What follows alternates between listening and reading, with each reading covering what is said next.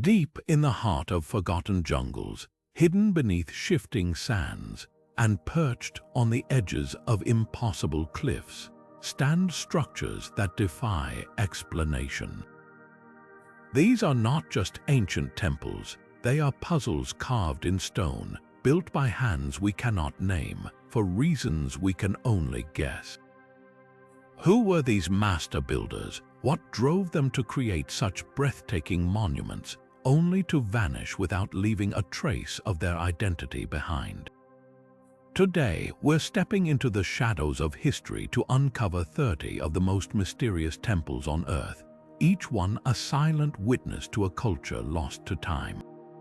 Picture walking through a dense forest when suddenly the trees part to reveal a towering pyramid, its steps worn smooth by centuries of rain and wind. No inscriptions adorn its walls, no legends speak of its creators. It simply exists, a ghost of a civilization that left no other clues behind. This isn't just one story, it's a pattern repeated across continents, from the jungles of South America to the deserts of Asia. These temples share one haunting trait. They were built by people whose names, language, and even beliefs remain a total mystery to us. How could something so grand be so anonymous? That's the question that drives our journey today. We'll explore temples that challenge everything we thought we knew about ancient engineering, spirituality, and human ambition. Some align with celestial events with impossible precision. Others are constructed from stones so heavy modern machines would struggle to move them. And then there are those that seem to whisper of advanced knowledge, or perhaps something even more extraordinary. By the end of this video, you'll see these not just as ruins, but as doorways. Doorways to questions that might never have answers, to stories that were never written, and to the enduring human desire to reach for the divine, even if it means leaving behind monuments that outlast memory itself. Are you ready to step into the unknown? Our journey begins in the rolling hills of southeastern Turkey, where a discovery in the 1990s shattered everything we thought we knew about early human civilization. Göbekli Tepe isn't just old, it's staggeringly ancient, dating back over 11,000 years. That's 6,000 years before Stonehenge, 7,000 before the Great Pyramids. This means it wasn't built by farmers or settled societies, but by hunter-gatherers. Think about that for a moment. These were people who supposedly lived hand-to-mouth, constantly on the move. Yet they carved and hauled massive limestone pillars, some weighing more than 10 tons, arranging them into intricate circular structures, the most striking feature. The T-shaped pillars, each one towering up to 18 feet high, many engraved with elaborate carvings of animals, snakes, foxes, scorpions, even what might be early depictions of gods. But here's the mystery: there's no evidence of permanent dwellings nearby, no signs of a supporting village, no storage pits for grain. Just this vast ceremonial complex rising from the earth like a message from a forgotten world. Archaeologists are still debating why it was built. Was it a temple for rituals, a gathering place for scattered tribes, or something even more profound, a catalyst that pushed humanity toward agriculture and settled life? What makes Göbekli Tepe truly unsettling is how abruptly it was abandoned. Around 8000 BC, someone deliberately buried the entire site under tons of earth, preserving it like a time capsule. Whoever these people were, they left no written records, no clear descendants, just whispers in the stone. This temple forces us to rewrite history, suggesting that spirituality, not survival, might have been the spark that ignited civilization itself. And if that's true, what other secrets are still buried, waiting to append the story we tell about our past? The sophistication of Göbekli Tepe doesn't just defy timelines, it upends our entire understanding of human progress. Conventional wisdom tells us that monumental architecture requires surplus food, which only comes with agriculture. But here, hunter-gatherers, people we assume were preoccupied with survival, somehow organized labor on an unprecedented scale. How? One theory suggests that these nomadic groups weren't as scattered or primitive as we imagine. Instead, they may have been part of a vast, interconnected network, converging at sacred sites like Göbekli Tepe for rituals or trade. The carvings of animals, some fierce, some mythical, could represent clan symbols, hinting at a society far more complex than we've credited them for. Then there's the puzzle of the pillars themselves. Their T-shape isn't random. Some researchers believe they depict stylized humans with the crossbar as arms and the vertical shaft as a body. If true, these could be the earliest known depictions of deities or ancestors standing guard over ceremonies lost to time. The precision of the carvings is equally baffling. Without metal tools, how did they achieve such clean lines and intricate details? The answer might lie in the local limestone, relatively soft when freshly quarried but hardening over time. Yet even that doesn't fully explain the coordination required to erect these structures. The most tantalizing clue, or lack thereof, is the absence of agriculture. Göbekli Tepe predates farming in the region by millennia. This has led to a radical idea. What if the temple didn't emerge from settled life but inspired it? The need to feed large groups gathering for rituals could have spurred the domestication of wild grains found nearby. In other words, religion may have birthed farming, not the other way around. Imagine the irony. A sacred site built by hunter-gatherers might have been the very catalyst that ended their way of life. But why bury it? Around 8000 BC, someone carefully filled in the entire complex, as if sealing away something too powerful or too dangerous to leave exposed. Was it an act of reverence, a way to preserve the site for future generations? Or was it an attempt to erase memory, to sever ties with beliefs that no longer served them? The truth is, we may never know. What remains is a haunting legacy, a temple without builders, a religion without a name, and a story that rewrites itself with every new discovery. From the sun-baked plains of Turkey, we now descend into the earth, into a labyrinth of echoing chambers where sound itself seems to bend to ancient will. On the tiny Mediterranean island of Malta lies the Hypogeum of Hal-Saflieni, a temple not built upward toward the sky but carved downward into the living rock. Dating back over 5,000 years, this subterranean marvel is more than just a place of worship. It's an acoustic enigma, a burial site, and yet another riddle of a vanished people. Step inside and the first thing you'll notice is the silence, a thick, almost palpable hush. Then, as you move deeper, the walls begin to whisper, literally. Certain chambers are designed so perfectly that a voice spoken softly in one room resonates through the entire complex, amplifying into a chorus that seems to come from nowhere and everywhere at once. Tests have shown these spaces can produce frequencies tuned to 60 Hz, a vibration some researchers believe could alter brainwaves, inducing trance-like states. Was this intentional? Were these sound chambers the centerpieces of rituals we can't begin to comprehend? But the Hypogeum's mysteries don't end with its architecture.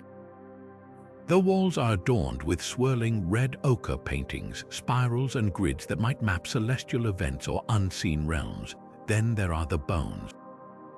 Thousands of human remains were found here, arranged with eerie precision, some showing signs of deliberate deformation, elongated skulls that mirror those found in distant cultures like Peru. Coincidence or evidence of a shared, forgotten tradition? Most unsettling of all is the abrupt end to this civilization. Around 2500 BC, the temple's builders vanished. No war, no natural disaster, no gradual decline, just empty chambers and unanswered questions. Even their name is lost. We call them the temple culture, only because their greatest legacy is the sacred sites they left behind, silent as the tombs they carved. What happened to them? One chilling theory comes from local folklore, which speaks of a race of giants who once ruled Malta before being swallowed by the earth. Could this be a distorted memory of the Hypogeum's creators, or is the truth even stranger? Unlike Göbekli Tepe, buried intentionally, this temple complex was sealed by time itself, waiting millennia for discovery. its purpose muffled by the very stones that preserved it. Standing in these shadowed halls, you're left with an inescapable thought. These people mastered stone, sound, and ceremony with skills that defy their era. Then, without warning, they stepped off the stage of history, leaving behind only echoes, both literal and metaphorical, of who they were and why they built a temple meant not for the living, but for the earth itself to remember. But the Hypogeum of Hal Saflieni holds more than just architectural and acoustic mysteries. It carries whispers of something darker, something that lingers in the hushed tones of local guides and the uneasy glances of researchers. Known unofficially as the Cursed Temple, this underground labyrinth has been linked to a string of unexplained deaths, vanishings, and eerie phenomena that defy rational explanation. In the early 20th century, shortly after the Hypogeum's discovery, reports surfaced of workers and visitors experiencing sudden bouts of dizziness, hallucinations, or even vanishing without a trace.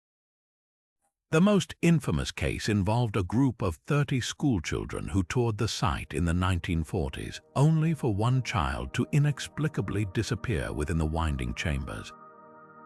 Despite exhaustive searches, no trace was ever found, fueling speculation that the Hypogeum's maze-like corridors might hide unseen passages or something far more unsettling. Scientists have tried to demystify these claims, pointing to the site's unique acoustics as a potential culprit. The resonant frequencies capable of inducing trance states might also trigger disorientation or panic in sensitive individuals. Yet, even this theory stumbles when faced with the sheer strangeness of some accounts. Visitors speak of shadowy figures glimpsed in peripheral vision, of whispers in no known language, or of an overwhelming sense of being watched by something ancient and unseen. Could these be tricks of the mind, amplified by the Hypogeum's suffocating silence and eerie echoes? Or is there a grain of truth to the legends of a curse, a remnant of whatever rituals once echoed through these halls? Archaeologists remain divided on the temple's original purpose. Some argue it was primarily a burial complex, given the thousands of meticulously arranged bones. Others propose it was an oracle chamber where priests or perhaps priestesses used sound to commune with spirits or predict the future. Then there's the most provocative theory that the Hypogeum was a kind of underworld gateway, a place where the living could briefly step into the realm of the dead. The red ochre spirals adorning the walls might symbolize this journey, their twisting paths mirroring the labyrinthine descent into the earth. But why would a culture invest such effort into a space focused on death and the unseen? One clue lies in Malta's other megalithic temples, many aligned with solstices or equinoxes. The Hypogeum's builders seem to have been obsessed with cycles, of life, of seasons, of celestial movements. Perhaps this underground temple was the shadow to their skyward-facing rituals, a necessary balance between light and dark. Yet without written records, their beliefs remain as shrouded as the Hypogeum itself was for millennia. What's undeniable is the lingering aura of the place. Modern visitors must book months in advance, with strict limits on daily entries, not just for preservation, but out of respect for the site's uncanny reputation. Whether you believe in curses or not, the Hypogeum demands reverence. It's a reminder that some mysteries refuse to stay buried, and that the past might not be as silent as we assume. After all, in a temple where sound itself is trapped in stone, who's to say the whispers have truly stopped? Off the coast of Japan's westernmost island, Yonaguni, lies a structure so baffling it blurs the line between nature's artistry and human genius. Discovered in the mid-1980s by a diver searching for hammerhead shark sightings, the Yonaguni Monument is a massive underwater formation of layered sandstone, rising like a stepped pyramid from the ocean floor. At first glance, its sharp angles, perfect terraces, and what appear to be carved pathways scream artificial, a sunken city swallowed by the sea. But here's where the mystery deepens. Geologists argue these could be natural formations, shaped by millennia of tidal erosion and seismic activity. So which is it, a lost Atlantis of the Pacific, or just a breathtaking quirk of geology? The case for human hands is compelling. The monument's most striking feature is its near-perfectly flat terraces, some stretching over 150 feet wide, stacked like a colossal staircase. Then there's the turtle, a rock formation resembling an ancient altar, complete with what looks like a carved channel for liquid, perhaps sacrificial offerings. Nearby, two tall pillars appear placed deliberately, as if marking an entrance. Even the monument's alignment seems intentional, with its widest face pointing north, parallel to magnetic lines. Underwater archaeologist Masaaki Kimura has spent decades studying the site, claiming to identify carvings resembling animals, a humanoid face, and even a script-like series of marks. If he's right, this could rewrite the history of civilization in the region, pushing back advanced engineering by thousands of years, but skeptics counter with equally strong arguments. Sandstone, they note, naturally fractures along straight lines due to tectonic stress. The terraces might simply be exposed bedding planes, while the carvings could be scars from coral and mollusk erosion. Even the monument's depth, around 80 feet underwater, poses a problem. Sea levels rose to this point around 8,000 years ago, meaning any builders would have predated Japan's earliest known settled cultures by millennia. Without definitive tools, pottery, or human remains, the evidence remains circumstantial at best. Yet the most tantalizing clue might lie beyond Yonaguni itself. Nearby underwater surveys have revealed what look like roads stretching into the abyss, plus circular depressions resembling post holes, hints of a larger, submerged complex. Local legends speak of a land called Mu that sank beneath the waves, a tale eerily echoed in myths from Indonesia to the Americas. Could Yonaguni be a fragment of this forgotten world? Diving here feels like suspended between two realities. Schools of fish dart through the monument's crevices, sunlight glinting off sandstone edges too precise to ignore. Whether natural or human-made, the Yonaguni Monument forces us to confront how little we truly know about our planet's past and how easily the sea can keep its secrets. The Yonaguni Monument doesn't just challenge our understanding of history, it ignites our imagination, drawing eerie parallels to legends of lost continents that have haunted human myth for centuries. For decades, fringe researchers and enthusiasts have pointed to this underwater structure as potential proof of Mu, a Pacific counterpart to Atlantis described in 19th century writings. According to these accounts, Mu was an advanced civilization spanning much of the Pacific, wiped out by cataclysm over 12,000 years ago. Could Yonaguni be one of its last surviving outposts? The theory gains traction when you examine the monument's uncanny resemblance to man-made terraces found in ancient Southeast Asian cultures, like the rice paddies of Bali or the step pyramids of Cambodia. Even its submerged position fits the narrative, a relic of a time when sea levels were dramatically lower, before the Ice Age glaciers melted and swallowed coastal settlements whole. But here's where mainstream archaeologists push back. The idea of Mu or Lemuria, another hypothetical lost continent, originated not from indigenous oral traditions but from colonial-era pseudoscience. Lemuria, for instance, was concocted in the 1800s to explain lemur fossils in India and Madagascar, a gap later filled by plate tectonics. As for Yonaguni's carvings, skeptics argue pareidolia, the human tendency to see patterns in randomness, plays a role. Those animal shapes and scripts might be nothing more than coral scrapes and natural fissures amplified by wishful thinking. Even the monument's alignment, while striking, isn't conclusive. Geological forces can create surprisingly symmetrical formations, yet the debate isn't purely academic. Local Okinawan folklore speaks of Nurai Kanai, a paradisiacal land beyond the horizon that occasionally sends blessings or disasters to the living. Some scholars suggest these myths could be distorted memories of a real maritime culture, one that thrived before rising waters reshaped the coastline. Intriguingly, similar flood legends exist across the Pacific, from the Aboriginal stories of Australia to the Native American tales of the Pacific Northwest. This cultural echo doesn't prove Mu existed, but it hints at a shared trauma, a time when the oceans rose and whole ways of life vanished beneath the waves. The sticking point remains evidence, or the lack of it. For Yonaguni to be man-made, we'd expect to find tools, pottery, or human remains nearby. So far, nothing definitive has surfaced. Meanwhile, geologists point to the region's frequent earthquakes, which fracture sandstone into clean, angular blocks, the monument's road-like formations.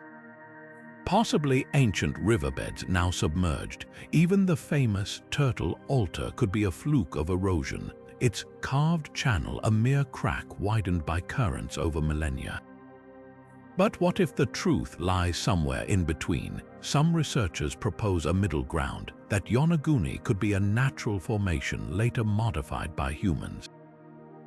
Ancient cultures often sanctified striking landscapes, carving steps into cliffs or enhancing caves for rituals. Imagine a group of prehistoric people encountering these sandstone shells and shaping them further, turning nature's handiwork into a sacred space. This wouldn't require an advanced lost civilization, just a resourceful community with a reverence for the sea. Whether natural, human-made, or something in between, Yonaguni's greatest gift might be the questions it forces us to ask. How much of our past is still hidden beneath the waves? And if a structure this monumental can blur the line between geology and architecture, what else might we be overlooking? The ocean, after all, covers 70% of the planet, and we've explored less than 5% of it. Every time we dive into its depths, we're not just searching for answers. We're rediscovering how little we truly know. High in the Peruvian Andes, where the air thins and the shadows of the past grow long, stands a fortress that defies logic. The Temple of the Sun at Ollantaytambo is a masterpiece of stone, its walls built from massive pink granite blocks, each one weighing up to 50 tons. At first glance, it fits neatly into the catalogue of Inca achievements, except for one glaring inconsistency.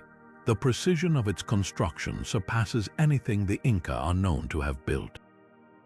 The stones here fit together so tightly, not even a blade of grass can slip between them. Some blocks are polygonal, their edges interlocking like a three-dimensional puzzle, a technique seen elsewhere only in far older, mysterious sites like Pumapunku or Sacsayhuaman. So who really built this temple, and why does it feel like a relic from a much older, forgotten hand? The mystery deepens when you examine how these stones were moved. The quarries where the granite was cut lie across the valley, 6 kilometers away and 300 meters downhill. The Inca had no wheels, no draft animals, and yet somehow these monoliths were transported up steep slopes across a roaring river and into place with inhuman precision. Local legends speak of giants who could lift the stones with ease, or of a time when the rocks themselves were soft, shaped like clay before hardening under a magic sun. Modern engineers struggle to replicate the feat even with today's technology. The most plausible theory involves thousands of laborers, ramps, and rollers. But even that doesn't fully explain the absence of tool marks or the flawless joins between blocks. Then there's the temple's alignment. Like many sacred sites, it's positioned to catch the sun's first light during the solstices, illuminating niches that might once have held golden idols. But the angles are too perfect, the sight lines too calculated for a culture without advanced astronomical instruments. Some researchers suggest the temple incorporates coded measurements, distances between stones corresponding to planetary orbits or sacred geometry. Others point to the unusual rose hue of the granite, a stone the Inca rarely used, as if the builders chose it deliberately for its vibrational properties or its resistance to seismic activity. The plot thickens when you consider Ollantaytambo's strategic role during the Spanish conquest. It was here that the Inca leader Manco Inca staged his last stand, using the temple's terraces as a fortress. Yet even he seemed puzzled by its origins, referring to it as a place built by the gods. Spanish chronicles describe attempts to dismantle the temple, only for the conquistadors to abandon the effort, not out of reverence but because the stones refused to budge. What are we to make of this enigma? The official narrative credits the Inca, and indeed they likely expanded and adapted the site, but the core megalithic construction feels alien to their known techniques. Could Ollantaytambo be a palimpsest built atop an older, far more advanced site? The veins of this mystery run deep, threaded through the very stone. Unlike Yonaguni or Göbekli Tepe, this isn't a forgotten ruin, and it's a place where two worlds collide, where the fingerprints of an unknown culture lie just beneath the surface, waiting to be read. Stand here at dawn, watching the sun's rays slide between the stones, and you'll feel it, the whisper of a secret not yet surrendered. Maybe the truth lies in the quarries, where unfinished blocks still cling to the bedrock, as if the builders vanished mid-task. Or perhaps it's hidden in the temple's strange acoustics, where certain spots amplify whispers into echoes that seem to come from the walls themselves. One thing's certain: Ollantaytambo refuses to fit neatly into history's ledger. It stands as a challenge, a stone riddle begging to be solved. The journey of Ollantaytambo's pink granite blocks is a story written in stone, one that defies simple explanation. These colossal slabs, some weighing as much as 50 tons, weren't just carved, they were wrested from quarries high in the mountains, 6 kilometers away across the Urubamba River. Picture the scene: workers without wheels, pulleys, or even draft animals maneuvering these monoliths down steep slopes, across rushing water, and up to the temple site. How the Inca left no blueprints, no detailed records, only the silent testimony of the stones themselves. One theory suggests they used a system of ramps, ropes, and sheer manpower, lubricating the path with wet clay to reduce friction. Yet even this falls short when you examine the terrain. The route includes near vertical drops and narrow passes where a single misstep would send a block tumbling into the valley below. Local legends offer a more mystical explanation, that the stones were softened with a secret plant extract molded like putty and then hardened back into place. While this sounds like fantasy, it's eerily echoed in accounts from Spanish chroniclers who wrote of Inca elders speaking of stones that flowed like water when touched by ancient knowledge. Then there's the mystery of the tools. The granite at Ollantaytambo shows no signs of chisel marks or abrasions. Instead, the surfaces are impossibly smooth, as if shaped by something far more precise than bronze or stone tools. Some researchers point to diorite pounding stones found nearby, a material harder than granite, but replicating the temple's precision with such rudimentary tools would require unimaginable patience and skill. Even more puzzling are the tiny, drill-like holes found in some blocks, perfectly cylindrical and far too neat to be the work of hand-held tools. Could the builders have possessed technology we've yet to uncover? The quarries themselves hold clues. Abandoned mid-project, they're littered with partially cut blocks still fused to the bedrock, as if work ceased suddenly. One massive slab, nicknamed the Tired Stone, lies forever stranded on its journey, a snapshot of a process interrupted. Was it warfare, a natural disaster, or something more profound that halted construction? The stones refuse to say. Standing before these walls, you're left with an undeniable truth. Whoever shaped them understood forces we're only beginning to grasp. The precision isn't just aesthetic, it's functional. The interlocking joints, the slight inward tilt of the walls, even the rose hue of the granite chosen for its density and resistance to earthquakes, all speak of a mastery that transcends time. This isn't just architecture, it's a language written in rock, waiting for someone to decipher its grammar. And until we do, Ollantaytambo remains not just a temple, but a riddle wrapped in stone. In the arid landscapes of Rajasthan, where the sun scorches the earth and water is more precious than gold, rises a structure so precise it seems conjured from a mathematician's dream. Chand Bayori isn't just a stepwell, it's a temple to symmetry itself, a towering vortex of 3,500 steps descending 13 stories into the earth. Built over 1,000 years ago, this colossal inverted pyramid is a marvel of engineering. Its geometric perfection so flawless that modern architects still struggle to replicate its balance. Yet beneath its beauty lies a deeper mystery. No inscriptions, no carvings, not even a whisper of legend names the minds who designed it. How could something so vast, so meticulously planned, remain utterly anonymous? The numbers alone boggle the mind. The stepwell's 4 sides form a near-perfect square, each tier of steps narrowing with exact precision as they plunge downward.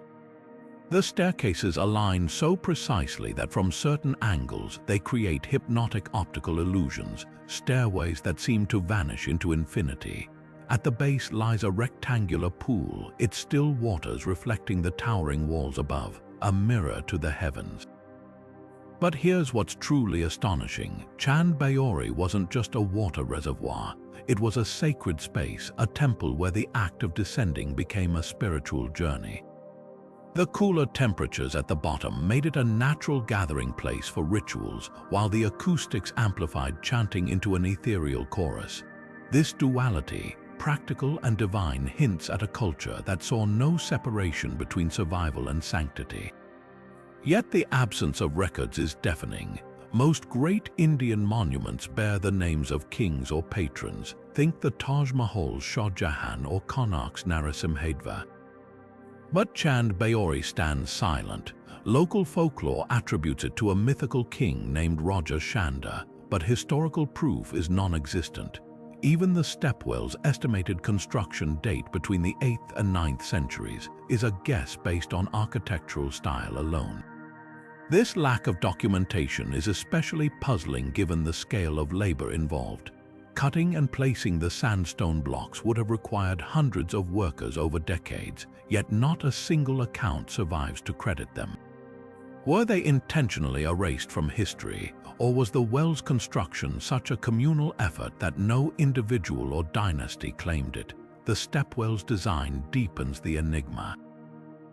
Unlike typical Hindu temples adorned with deities, Chand Bayori's walls are strikingly bare but for a handful of weathered niches that might once have held statues. Instead, the sacred geometry speaks for itself. The repetition of steps, each one identical, each leading inexorably downward, mirrors Hindu concepts of cyclical time and spiritual descent. Some researchers suggest the structure encodes astronomical knowledge, with shadows at solstices marking hidden chambers or aligning with celestial bodies. Others propose it was a site for tantric rituals, where the physical act of descending mirrored the soul's journey into enlightenment. Chand Bayori's greatest secret might lie in what it lacks. Most contemporary stepwells in Gujarat or nearby regions feature elaborate carvings or inscriptions, but here the absence of decoration feels deliberate, as if the architects wanted the mathematics to stand alone as a form of worship. Standing at the edge, gazing down into its symmetrical abyss, you're left with a haunting thought. Perhaps the builders knew their names wouldn't matter. The true monument wasn't the stone, but the precision of prayer carved not in words, but in angles and shadows, meant to outlast memory itself, and in that they succeeded. 1,000 years later, their language of geometry still speaks, even if their voices are lost to time. To descend into Chand Bayori isn't just to walk downstairs, it's to step into a sacred equation, where every inch of stone whispers of a forgotten dialogue between earth and sky. The stepwell's dizzying symmetry isn't merely architectural bravado. It's a coded language, one that ties the rituals of water worship to the celestial dance above. Consider this: in a land where rain is fleeting and droughts stretch for years, water isn't just life-giving, it's divine. The well's very design mirrors this reverence. The steps aren't just functional, they form a cosmic funnel drawing the eye and the soul downward toward the pool, a liquid altar where the heavens are reflected in its stillness. At dawn during the summer solstice, sunlight strikes the water at an angle that ignites the entire shaft in gold, as if the sun itself is pouring into the abyss. This isn't coincidence, it's celestial choreography. The rituals here likely revolved around this interplay of light and liquid. Ancient Hindu texts describe Jal Puja, ceremonies honoring water as a goddess, where offerings of flowers and lamps were floated on its surface. At Chand Bayori, the acoustics amplify even the softest chant, so whispers at the base would ripple upward, transformed into echoes that seem to rise from the earth itself. Imagine priests standing waist-deep in the cool water, their voices bouncing off the precise angles of the steps, creating a soundscape that blurred the line between prayer and prophecy. The well's four sides may represent the cardinal directions, a map of the cosmos carved into the ground, while the steps, numbering in the thousands, could mirror the concept of samsara, the endless cycle of rebirth.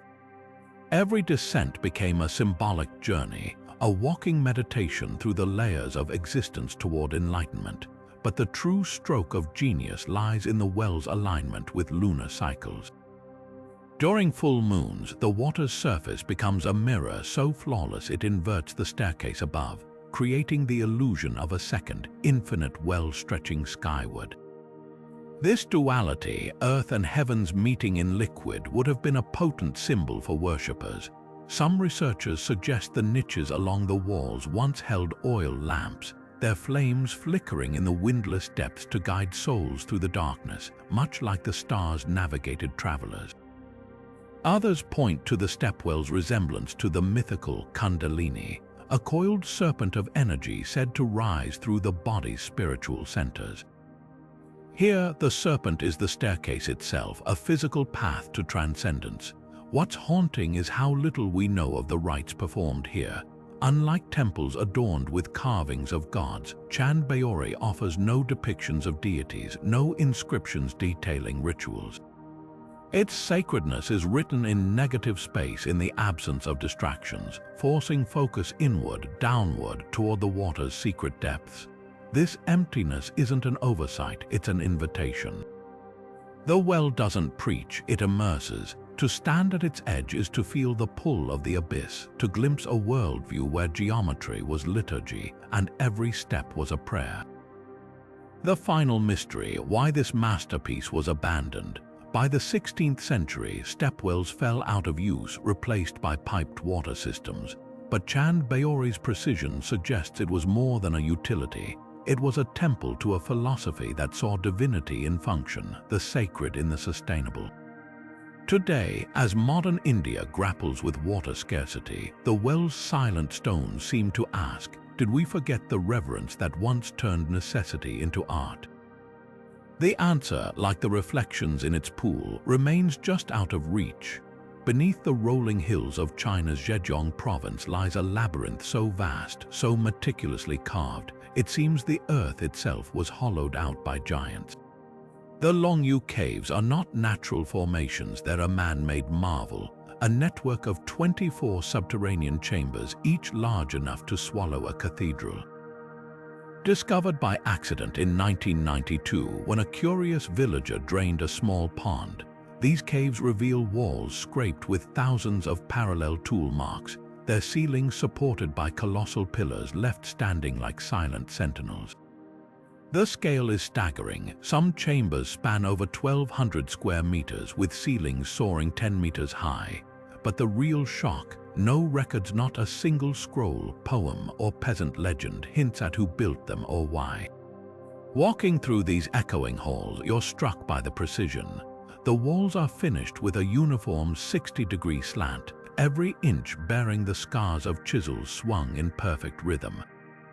The pillars, spaced at precise intervals, aren't just structural, they mirror the columns found in above-ground temples from China's Warring States period. Yet radiocarbon dating tells a different story. The caves might be over 2,000 years old, placing them centuries before such advanced stonework should exist in this region. Even more baffling are the ceilings, which display an ancient understanding of load distribution. The arched roofs aren't rounded but faceted, a geometry that prevents collapse, knowledge thought to have emerged much later in Chinese engineering. Then there's the mystery of the missing debris. Carving this much sandstone would have produced nearly 1 million cubic meters of rubble, enough to fill 400 Olympic swimming pools. But no trace of this spoil has ever been found. Where did it go? Some theorists propose it was used to build nearby villages, yet none of the local structures match the cave's stone type. Others whisper of underground rivers whisking the debris away, though no such waterways have been detected. The most haunting clue lies in the walls themselves, intricate carvings of horses, fish, and birds, their styles mismatched as if multiple cultures worked here across centuries, leaving behind a patchwork of symbols without a key. Local farmers speak of a persistent legend that the caves are the work of the Dwarven King, a mythical ruler who commanded an army of tiny, tireless laborers. Modern archaeologists scoff, yet even they admit the logistics defy explanation. Without pulleys or metal tools, how did workers illuminate the depths? How did they coordinate to carve symmetric chambers in near-total darkness? The walls offer no answers, only the eerie echo of hammers that fell silent 2 millennia ago.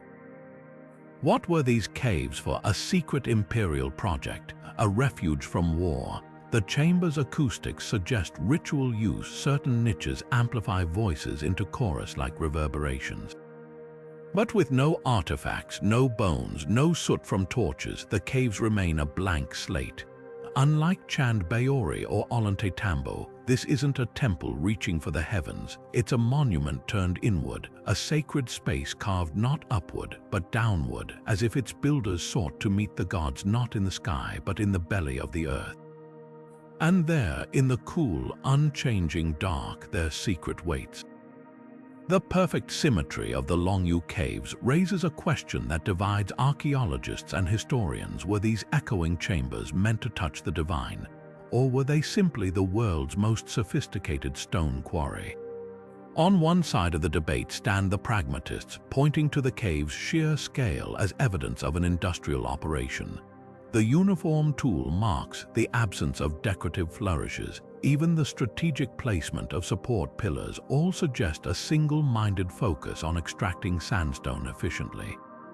Some propose the caves supplied materials for lost mega-projects nearby, their geometric precision merely a byproduct of skilled laborers perfecting their craft over generations. After all, why would spiritual sites need ceilings carved with such mathematical exactness when rough-hewn caverns would suffice for rituals? Yet the counter-arguments are equally compelling. The cave's acoustics defy utilitarian explanation. Certain chambers amplify whispers into resonant tones, while others create eerie silences where even footsteps vanish. This isn't just functional, it's theatrical. Then there's the symbolic alignment. One chamber's entrance frames the winter solstice sunrise, bathing the interior in light for just 10 minutes each year. Others feature carved murals of creatures from Chinese mythology, their meanings obscured by time. Most tellingly, the labor involved transcends practicality. Digging by hand, workers would have needed over 6 years non-stop to complete just one chamber, an absurd investment for mere quarrying. The tools used deepen the riddle. The parallel striations on the walls suggest chisels, yet no metal implements from that era could have maintained such razor-sharp edges across millions of strikes. Experimental archaeologists attempting to replicate the work found their bronze tools blunted within hours. This has led to fringe theories about lost technologies, stone softening chemicals mentioned in ancient texts, or even sonic tools that vibrated rock into submission. But the most plausible explanation is also the most humbling. A workforce so vast and disciplined, their collective patience turned raw stone into precision. Perhaps the truth lies somewhere between sacred and industrial. In cultures where daily life and spirituality intertwined, the act of extraction might itself have been ritual. The rhythmic chiseling, the communal effort, even the act of hollowing earth, all could have been offerings to deities of the underworld. The cave's perfect geometry wouldn't just ensure structural integrity, it would honor cosmic order. Like Chand Baori steps or Ollantaytambo stones, the Longyou Caves might represent a world view where function and worship were inseparable. What lingers isn't just the mystery of purpose, but of silence. Most ancient mega-projects, pyramids, temples, citadels, come with boasts carved in stone. Here, there's only the work itself, as if the builders wanted the caves to speak through their emptiness. And speak they do, not in words, but in echoes that still resonate 2,000 years later, unanswered. High atop the Bekaa Valley in Lebanon, where the air hums with the ghosts of empires, stands a temple that shouldn't exist, not as we know it anyway. The Temple of Bacchus at Baalbek is a Roman masterpiece, its Corinthian columns soaring toward the heavens, its intricate carvings whispering of wine-fueled revelries. But the real wonder lies beneath your feet. The platform supporting this grandeur isn't just Roman engineering, it's a puzzle box of megaliths so massive they defy logic. We're talking stones weighing 800 tons, stacked with such precision that even today's cranes would groan under the task. That's heavier than 3 blue whales. And here's the kicker, the Romans, for all their aqueducts and arches, left no records of how they moved these behemoths. In fact, their own buildings never used blocks this size anywhere else in the empire. So who or what really laid these foundations? The mystery centers on the trilithon, a trio of megaliths nestled in the temple's base. Each one stretches 64 feet long, 14 feet high, and 12 feet thick, fitted together without mortar. The joints are so tight you couldn't slip a razor blade between them. Even more baffling, the quarry where these stones were cut lies nearly a mile away up a slope. The Romans had no pulleys capable of lifting such weight, no wagons strong enough to transport them. Modern engineers estimate it would take 25,000 men just to drag one block, yet there's no evidence of such an army at Baalbek. Local legends offer a wild alternative, that the temple was built by the jinn, supernatural beings commanded by King Solomon to stack the stones effortlessly. But the plot thickens when you examine the stones themselves. The limestone bears tool marks unlike typical Roman chiseling, wider, deeper grooves that suggest some form of advanced shaping technique. Even stranger, the blocks at the quarry, still partially attached to bedrock, show precise 90-degree cuts that look almost machined. This level of precision appears nowhere else in Roman architecture. It's as if Baalbek's builders had access to knowledge or technology lost to time. Then there's the alignment. The temple's platform isn't just strong, it's astronomically precise. The megaliths form a near-perfect square aligned to true north, with solstice sunlight striking specific corners at dawn. This degree of celestial calculation predates the Romans by millennia, echoing techniques seen at Göbekli Tepe and Stonehenge. Could Baalbek's foundation be a relic from a far older civilization, repurposed by the Romans? The site's original name, Heliopolis or City of the Sun, hints at a pre-Roman sun cult, and nearby ruins show signs of continuous worship stretching back to the Bronze Age. What's most haunting isn't the scale, though, it's the silence. The Romans were meticulous record keepers, yet they never bragged about this engineering marvel. No victory steals, no emperor's boasts, just the stones themselves, mute witnesses to a feat that shouldn't have been possible. Walking among them, you can't shake the feeling that Baalbek's true architects left no names because they wanted none. Their legacy isn't in scrolls or statues, but in the weight of the impossible pressing up through the earth, daring us to explain how and why such giants still walk beneath our feet. The question of who truly placed Baalbek's colossal stones isn't just about strength, it's about motive. Why would any civilization, ancient or otherwise, go to such absurd lengths to stack rocks the size of small buildings? The Romans, pragmatic to their core, rarely wasted effort on impractical displays. Their empire was built on efficiency, not ego. Yet here, in this remote valley, they, or someone before them, defied logic. The answer might lie not in engineering manuals, but in the valley's whispered past. Long before Rome's legions marched through, Baalbek was already sacred. The Phoenicians called it a meeting place of gods where earth and sky intertwined. The Canaanites built altars to Baal here, believing the ground itself pulsed with divine energy.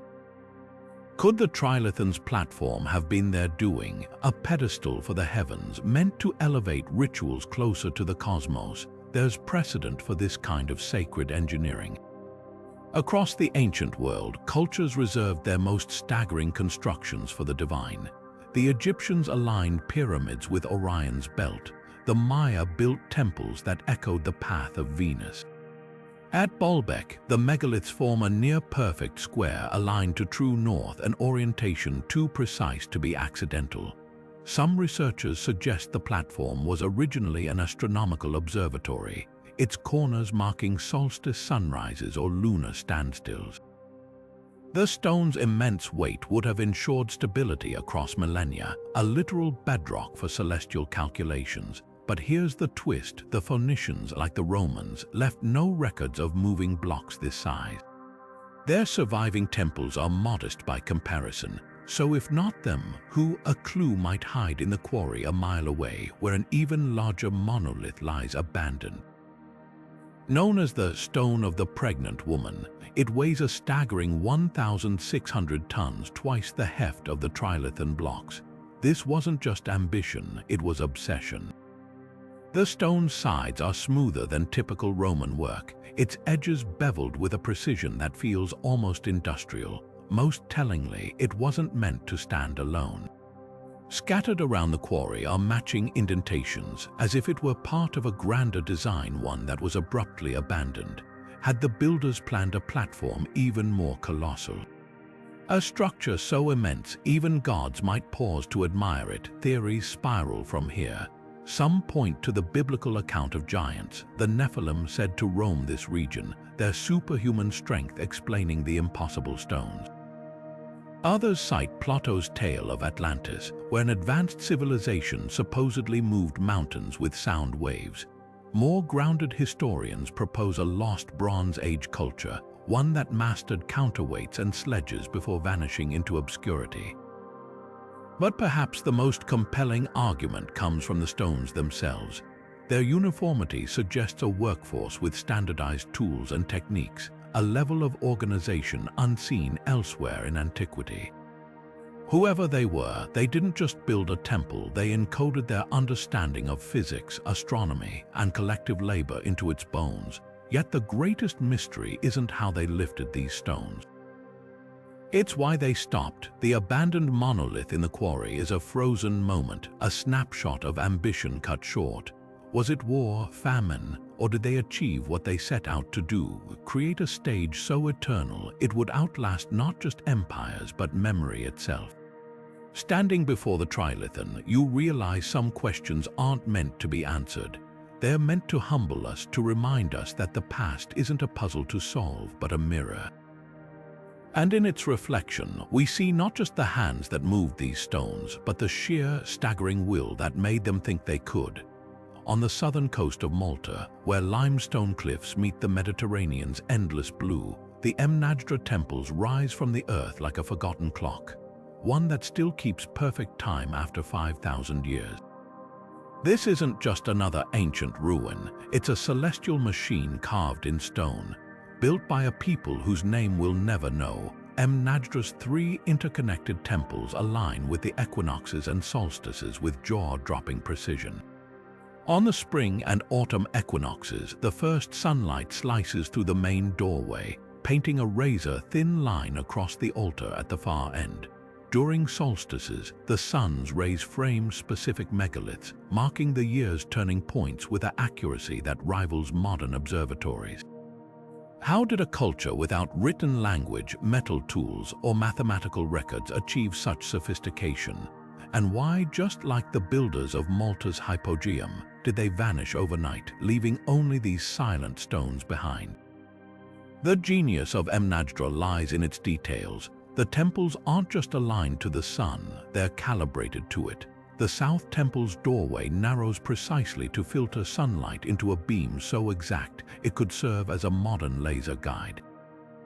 Inside, pitted holes dot certain stones once thought to be random erosion until researchers realized they mark star positions from 5 millennia ago.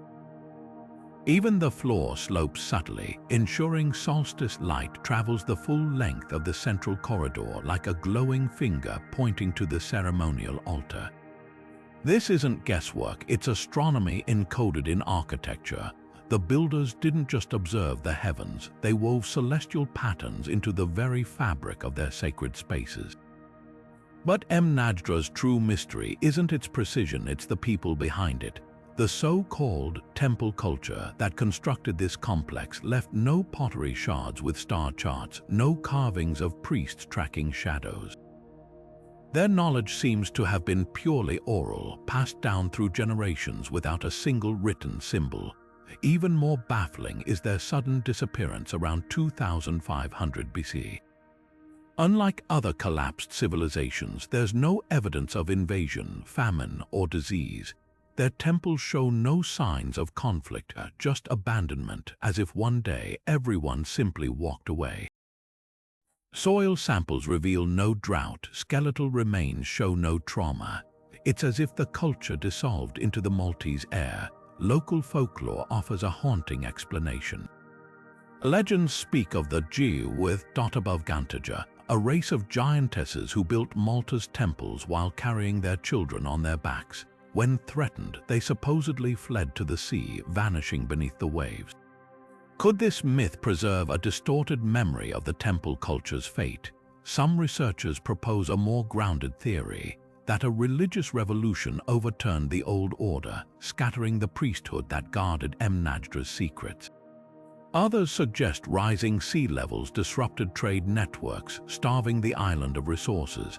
But these are guesses. The only certainty is that by the time the Bronze Age reached Malta, the temples stood empty, their purpose already fading into myth. What lingers today is the eerie perfection of Mnadra's alignments.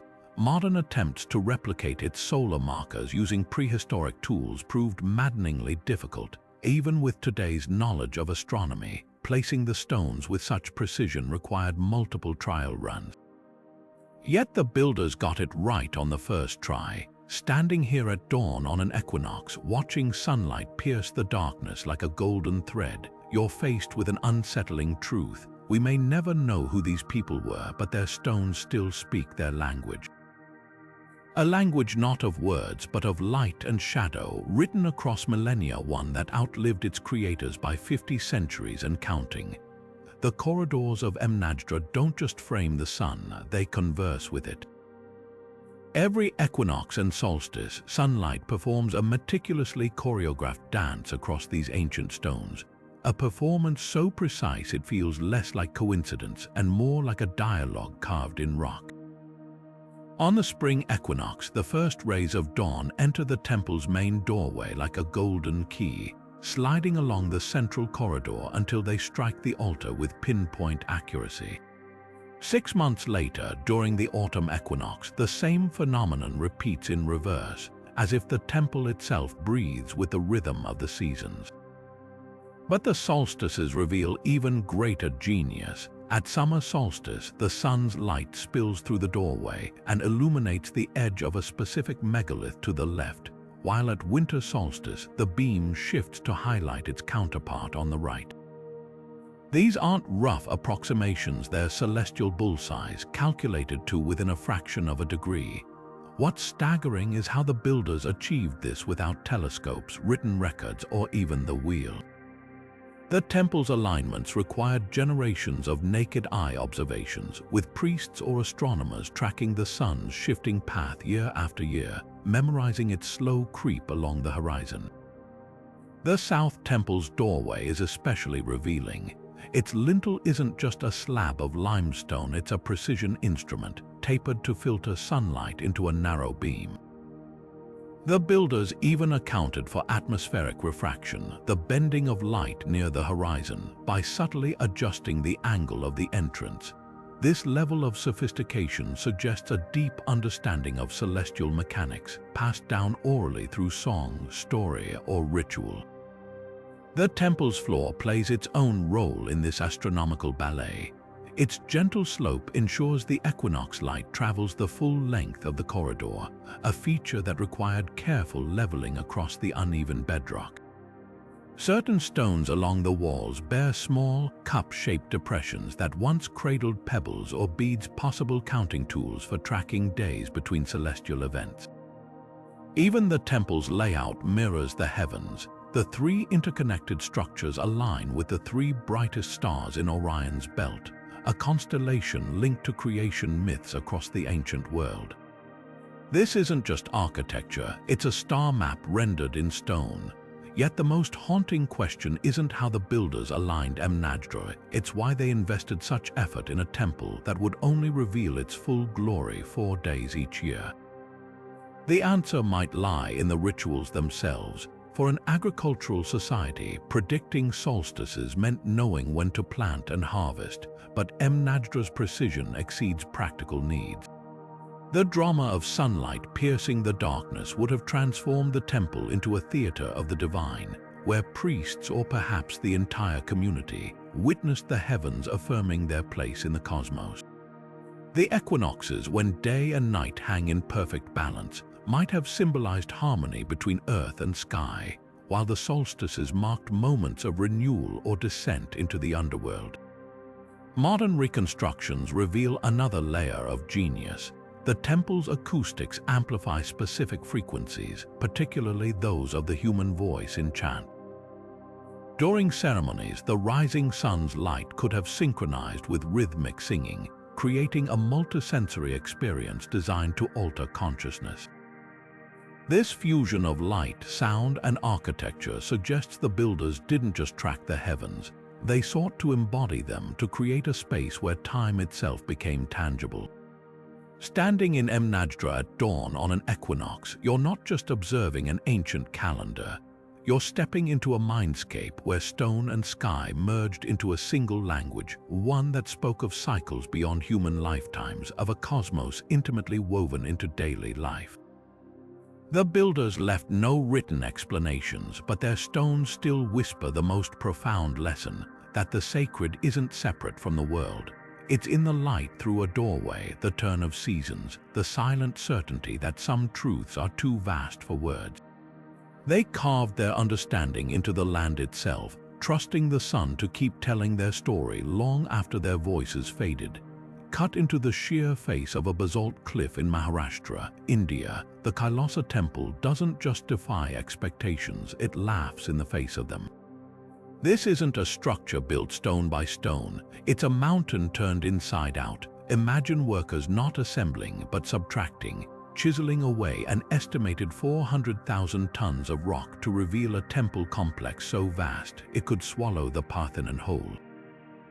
The scale is staggering. The main shrine towers 90 feet high, its walls adorned with intricate carvings of deities and mythic scenes, all excavated downward from a single slab of volcanic rock. But here's the twist. This architectural marvel wasn't just carved, it was envisioned as a replica of Mount Kailash, the mythical abode of Lord Shiva, rendered not in legend but in solid stone.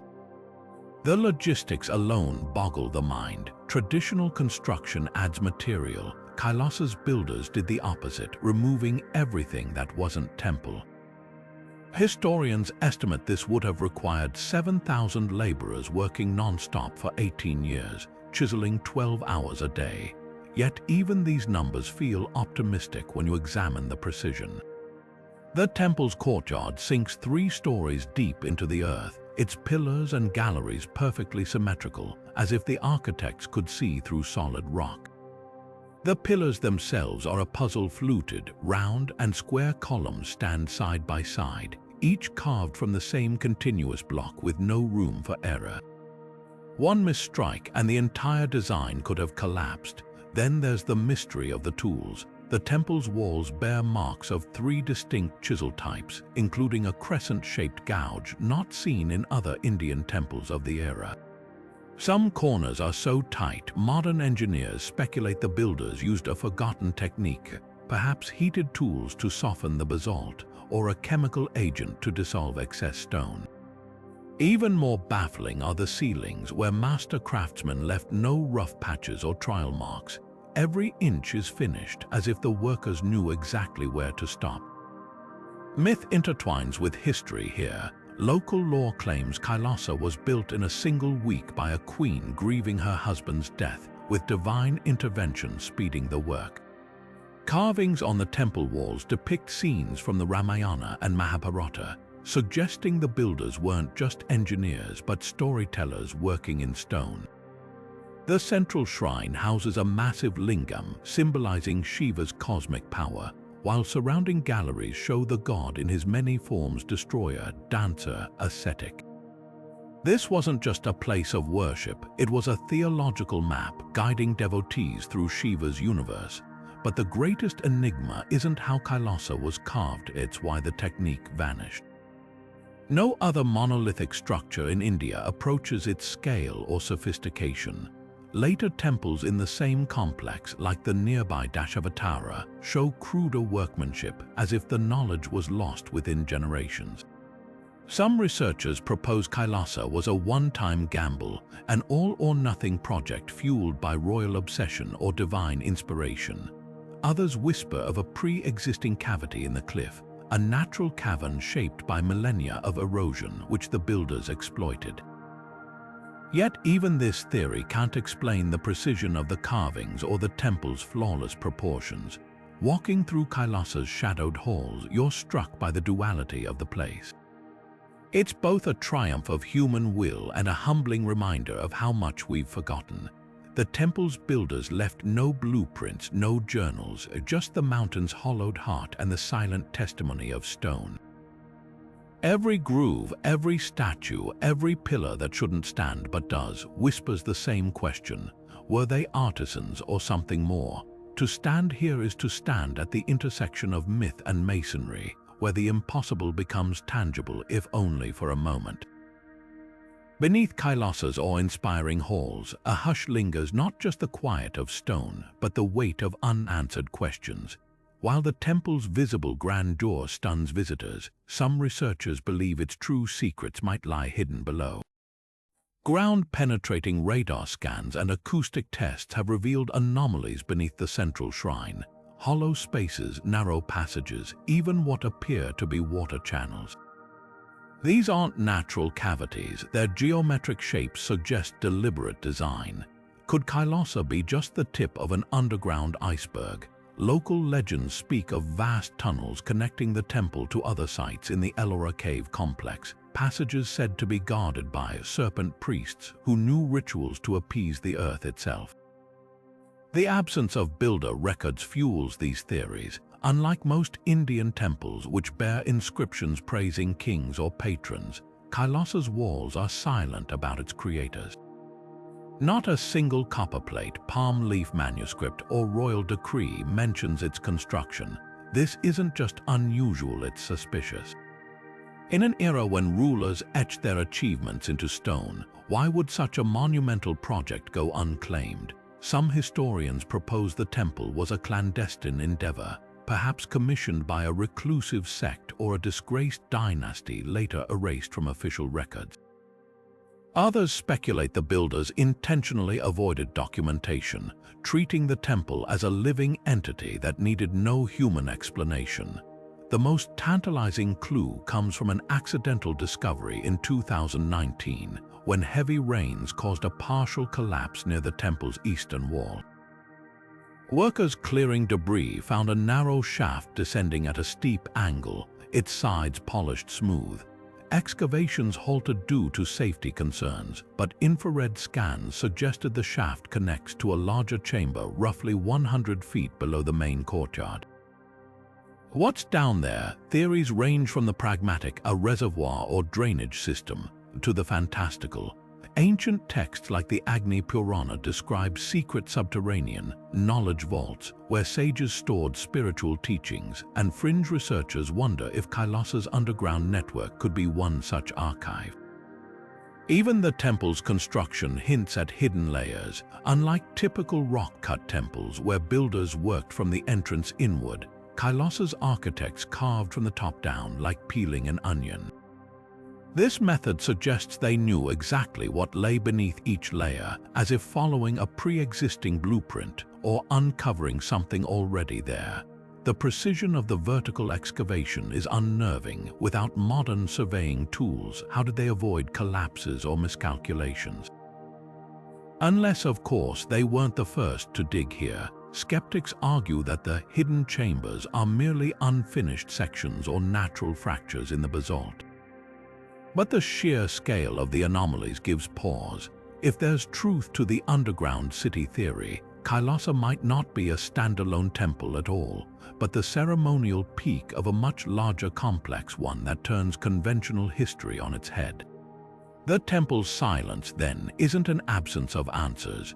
It's an invitation to listen deeper, to the echoes underfoot, where the mountain itself might still remember what the builders swore never to write down. Rising from the grasslands of southern Africa like a crown of stone, the great Zimbabwe ruins stand as a testament to a civilization whose name history forgot. This sprawling complex of granite walls, towers, and secret passages isn't just an architectural marvel, it's a battleground of narratives where colonial arrogance clashed with an inconvenient truth. At its heart lies the great enclosure, a towering elliptical wall 30 feet high and 17 feet thick, assembled from precisely cut blocks without mortar, their curves so smooth they seem poured rather than stacked. When Portuguese traders first stumbled upon these ruins in the 16th century, they refused to accept what their eyes told them. The idea that African hands could have built something so sophisticated was to them unthinkable. So they spun tales of Phoenician traders, King Solomon's mines, even a lost outpost of Atlantis, anything but credit the descendants of the people living nearby. But the stones tell a different story. Carbon dating places Great Zimbabwe's peak between the 11th and 15th centuries, when it served as the capital of a kingdom controlling gold and ivory trade routes stretching to the Swahili coast and beyond. The ruins' layout reveals meticulous urban planning, a hilltop palace for rulers, a valley enclave for ceremonial gatherings, and between them, a labyrinth of passages suggesting rituals meant only for initiated eyes.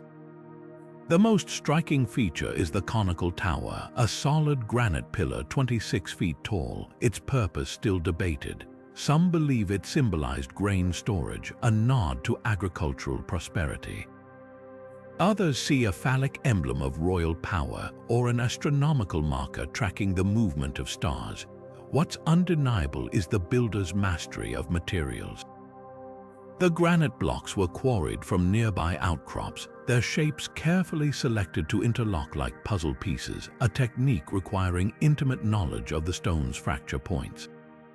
Unlike European cathedrals, which relied on mortar and scaffolding, Great Zimbabwe's walls stand through gravity and geometry alone, their stability so perfect that after 700 years, many sections remain undisturbed. The builders even accounted for thermal expansion, leaving subtle gaps that prevent cracking under the African sun. This isn't just construction, it's a dialogue with the land, an understanding that the rock itself held wisdom. The Portuguese weren't the only ones blinded by prejudice. In the late 19th century, British colonizers looted the site, dynamiting walls in search of mythical treasure, their digs fueled by racist pseudoscience. Archaeologist Theodore Bent declared in 1891 that the ruins were of Arabian origin, despite finding not a single artifact to support the claim. It wasn't until the mid-20th century that researchers like David Randall MacIver systematically dismantled these myths, proving through pottery styles and building techniques that Great Zimbabwe was unequivocally African. Even today, the damage lingers. Many artifacts, including the famous Zimbabwe birds, soapstone carvings likely representing ancestral spirits, remain in European museums, their return the subject of bitter disputes. Perhaps the greatest mystery isn't how Great Zimbabwe was built, but why it was abandoned. By the mid-15th century, the city lay empty, its rulers vanished. Some point to environmental factors, overgrazing, drought, or the exhaustion of gold mines. Others suggest political upheaval or shifting trade routes. But walking these ruins at sunset, when the granite glows like embers, another possibility emerges. Maybe the builders never truly left. Their descendants, the Shona people, still speak of Nyatzimba Mutota, the legendary king who led his people north to found new kingdoms. The ruins' original name, Dizimba Dizie Mabwe, Houses of Stone, lives on in the country's very identity.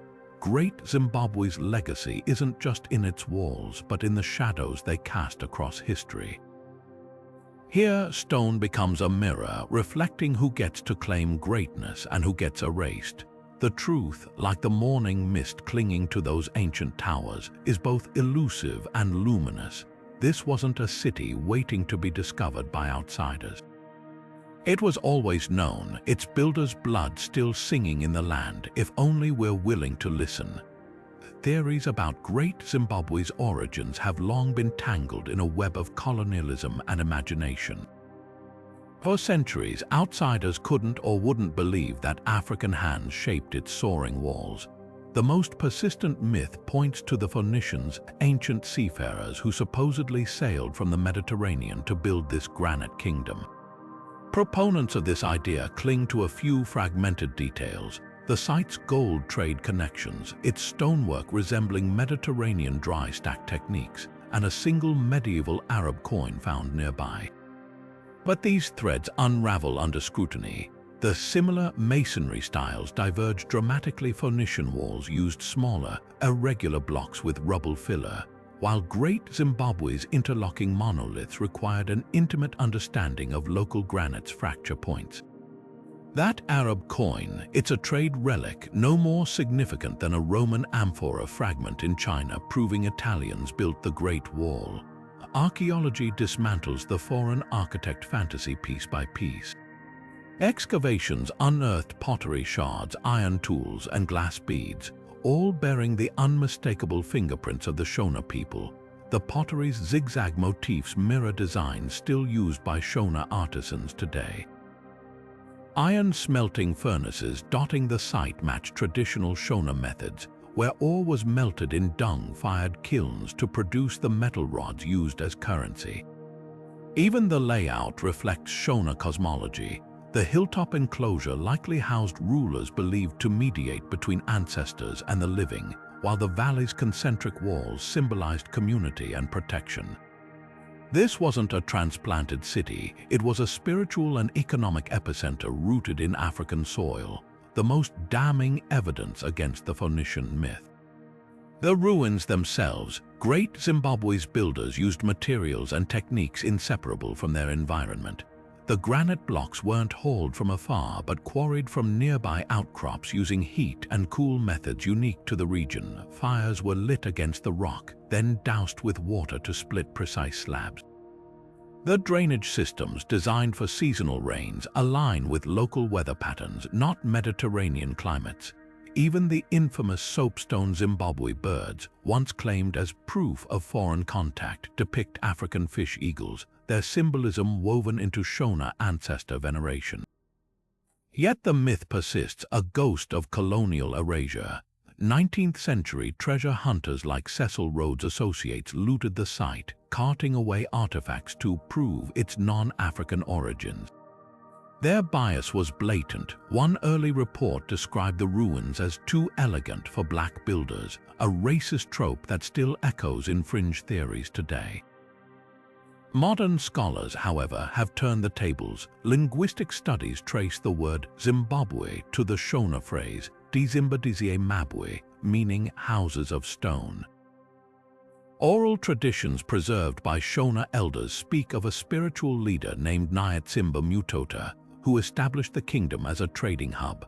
Even the site's abandonment aligns with Shona migrations northward, not some phantom Phoenician exodus.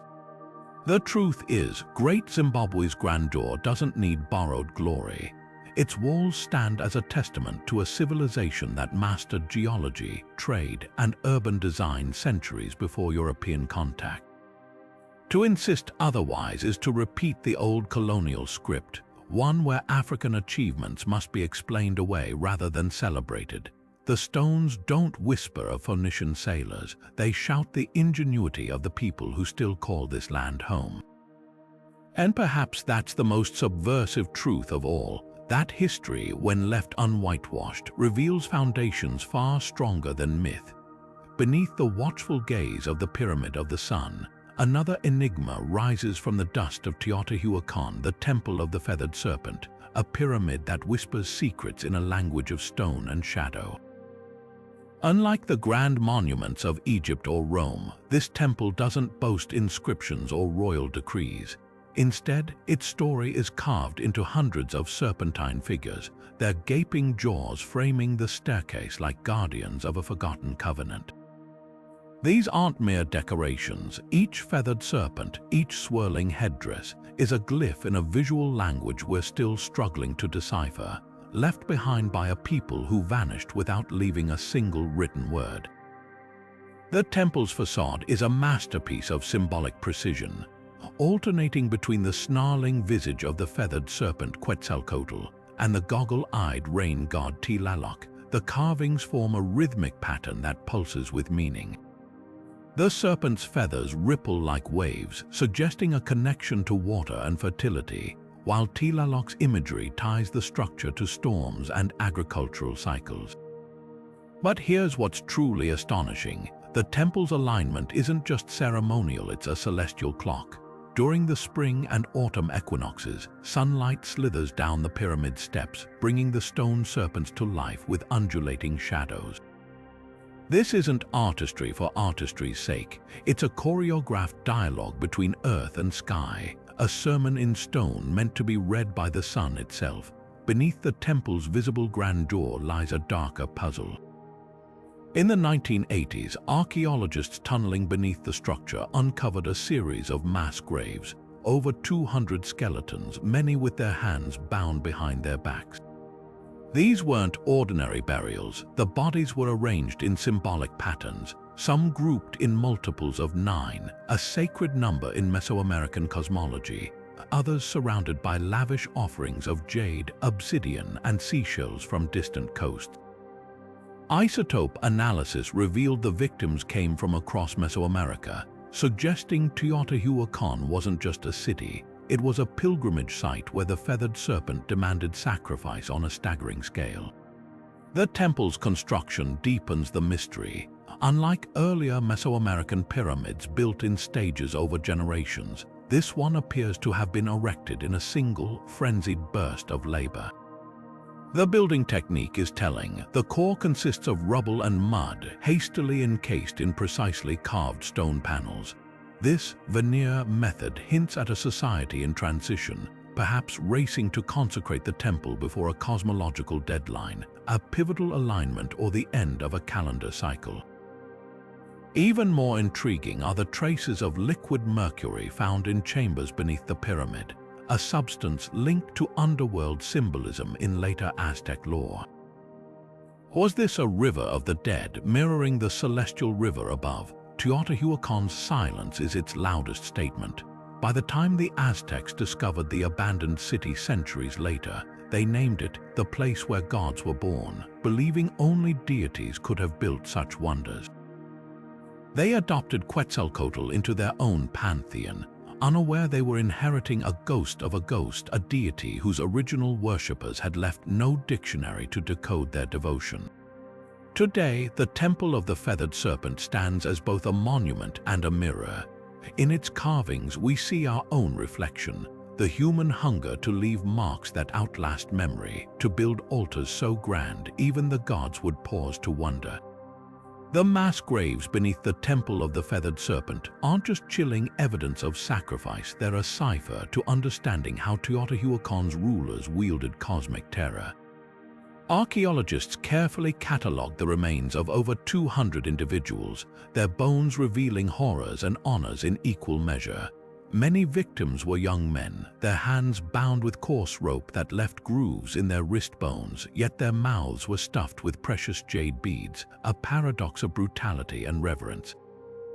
Some skeletons were arranged in precise geometric patterns, 9 groups of 18, echoing the 18 months of the Mesoamerican solar calendar, with an extra group of 8, perhaps symbolizing the 8-year Venus cycle.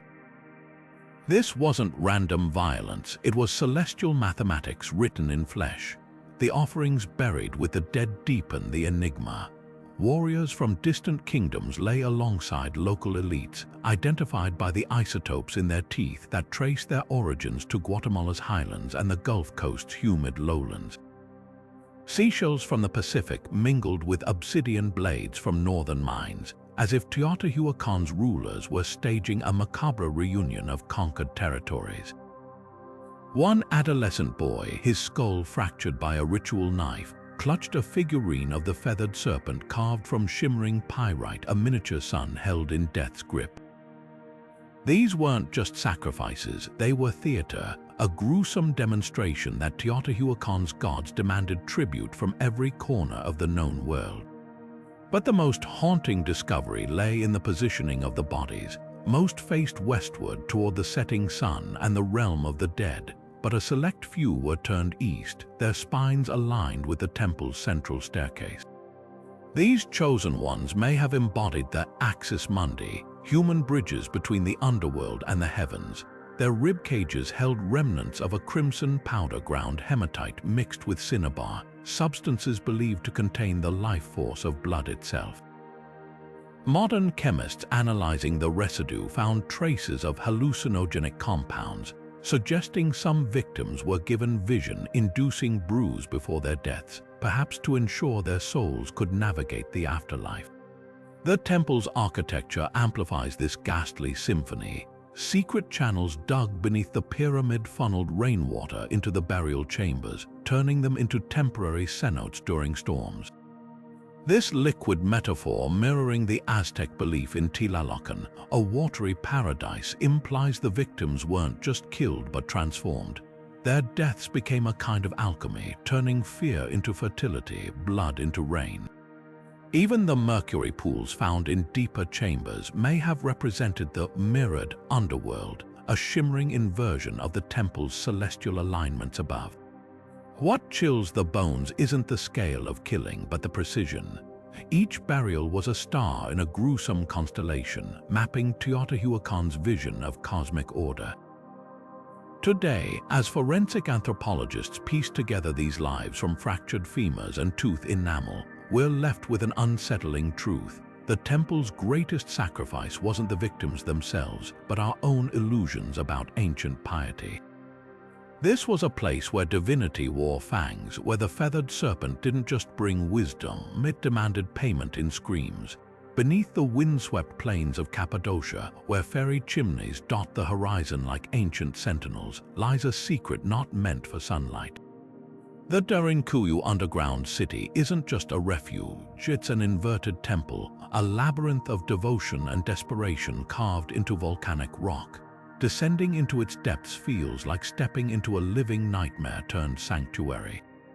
18 levels plunge nearly 300 feet into the earth, a spiraling maze of chapels, wineries, and dwellings that could shelter 20,000 souls. But this wasn't just a city, it was a sacred bunker, its very architecture whispering of a people who worshipped in shadow because the surface had become a killing field. The engineering defies belief. Ventilation shafts, some stretching over 170 feet upward, breathe like subterranean lungs, maintaining fresh air even at the lowest levels. These aren't crude holes, they're precision-drilled, angled to prevent debris buildup and equipped with stone lids to seal against poison gas or smoke. How the soft, tough rock allowed for relatively easy carving, but the knowledge required to calculate airflow across 18 stories without modern tools hints at a sophistication we've underestimated. Some shafts double as wells, tapping into underground rivers to provide water during years-long sieges. Others align with surface landmarks, suggesting celestial navigation was possible even from this lightless depth. Then there are the temples, hidden among storerooms and stables. Small chapels with barrel-vaulted ceilings bear faint crosses and faded frescoes of saints. These weren't afterthoughts, they were the city's beating heart. Archaeologists found altars hewn directly from the living rock, their surfaces worn smooth by generations of knees. The largest chapel sits at the third level, its acoustics designed to amplify chanting a ghostly chorus, meant to reassure the faithful that God hadn't abandoned them, even if the sun had. The identity of Durinkuyu's builders remains one of history's great vanishing acts. Early Christians fleeing Roman persecution, possibly. The city's peak use coincides with Byzantine persecution of icon worshippers in the 8th century. But carbon dating reveals older layers, suggesting the tunnels began as Hittite refuges 1,000 years prior.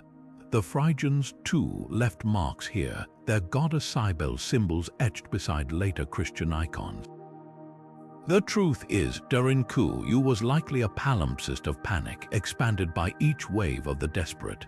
The massive circular doors, stone wheels weighing up to half a ton, rolled across passage mouths to barricade against invaders, tell a story not just of defense but of inherited terror. What were they hiding from? The tunnels bear scars of multiple sieges. Charred ceilings from fires set to smoke out inhabitants, skeletal remains clustered near sealed exits. But the greatest clue lies in what's missing. No royal chambers, no hoards of gold. Derinkuyu wasn't built to protect wealth, it was built to preserve belief. When the surface meant conversion or death, the devout went underground to keep their prayers alive. Today, standing in the dim glow of electric lights, a modern concession, you can still feel the weight of that choice. The air smells of damp stone and centuries-old dust. Touch the walls and your fingers trace grooves left by countless hands, some etching prayers, others steadying themselves as they retreated further from the sky. Durinkuyu's real temple wasn't the chapels, it was the act of survival itself, a faith so unshakable it could outlast empires in the dark. Durinkuyu's purpose lingers in the liminal space between survival and sacrament, a paradox carved into its very walls. While its sheer scale suggests a desperate hideout, the care invested in its design whispers of something more profound. Take the ventilation shafts, these weren't slapped together in panic. Each one is a feat of hydroengineering, angled to harness Cappadocia's wind patterns while preventing enemy detection. Some researchers argue such precision implies celestial knowledge. The shafts align with specific stars, suggesting the builders tracked seasons even underground. But why would refugees need an astronomical calendar, unless survival and worship weren't separate acts but intertwined strands of the same lifeline? The city's chapels complicate the narrative further. Unlike crude wartime bunkers, these spaces showcase meticulous craftsmanship. Apses curve with liturgical precision, their altars positioned so whispered prayers would resonate through adjacent tunnels, a sonic network binding the community in shared devotion. Wall niches hold soot-blackened lamps, their wicks twisted from flax grown in subterranean farms. This wasn't just lighting, it was ritual.